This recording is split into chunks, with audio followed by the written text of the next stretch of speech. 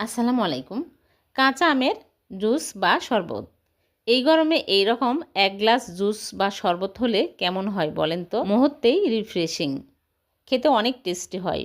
তাহলে চলুন জুস বানানো শুরু করি। প্রথমে এখানে কয়েকটা কাঁচা আম নিয়েছি। এখন এই আমগুলো সিদ্ধ করে নেব। চুলায় আগে থেকে একটা পাত্রে পরিমাণ মতো পানি দিয়ে পানি ফুটিয়ে নিয়েছে। এখন এই ফুটন্ত পানির মধ্যে কাঁচা আমগুলো দিয়ে দিচ্ছি। দিয়ে ঢেকে রেখে দেব ভালোভাবে সিদ্ধ হয়ে আসা পর্যন্ত। ভালো করে সিদ্ধ করে নিতে হবে। সিদ্ধ হয়ে গেছে, এখন আমি তুলে নিচ্ছি। তুলে তারপরে ঠান্ডা করে নিতে হবে। ঠান্ডা হতে থাকুক, আর এদিকে একটা পাত্রে নিয়ে নিচ্ছে মরিচের গুঁড়া হাফ চামচ, আর নিয়েছি লবণ হাফ চামচ, আর ভাজা জিরার গুঁড়া দিয়ে দিচ্ছে সামান্য। এখন ভালো করে মিশিয়ে নেব। তারপর এখানে 2টা গ্লাস নিয়েছি।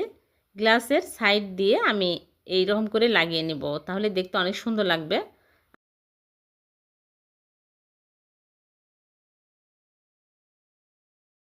2টা গ্লাসে আমি এইরকম করে সাইড দিয়ে লাগিয়ে নিলাম। এখন এক সাইডে রেখে দিচ্ছি। আর এদিকে আমগুলো ঠান্ডা হয়ে গেছে। এখন আমি খোসা এরকম করে ছাড়িয়ে নিচ্ছি। তারপরে বিচি বা আটি যেটাই হোক না কেন এগুলো ফেলে দিতে হবে।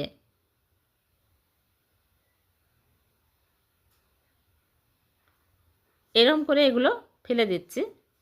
তারপরে ব্লেন্ডার জারের মধ্যে নিয়ে নিচ্ছি।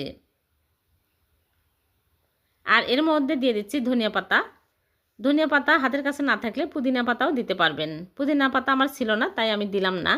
বিট লবণ দিয়ে দিচ্ছি 1 চামচ, আর ভাজা জিরার গুঁড়া দিয়ে দিচ্ছি হাফ চামচ, আর মরিচের গুঁড়া সামান্য পরিমাণে দিয়ে দিচ্ছি, আর কাঁচা মরিচ একটা দিয়ে দিচ্ছে। আর এখানে লেবু নিয়েছে 2 পিস লেবু রস দিয়ে দিচ্ছে।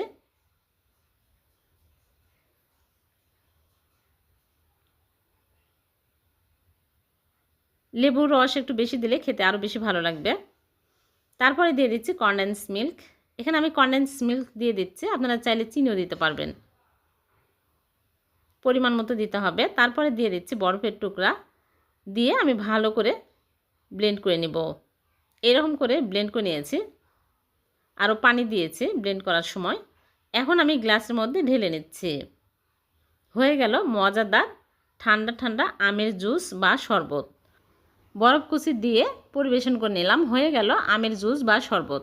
খেতে কিন্তু দারুণ টেস্টি হয়েছে। ঠান্ডা ঠান্ডা এই গরমে এইরকম জুস হলে মন প্রাণ একেবারে জুড়িয়ে যাবে। খুবই মজার হয়েছে। বাড়িতে অবশ্যই ট্রাই করবেন। ভালো লাগলে লাইক কমেন্ট শেয়ার করে দেবেন। আবার দেখা হবে। আল্লাহ হাফেজ।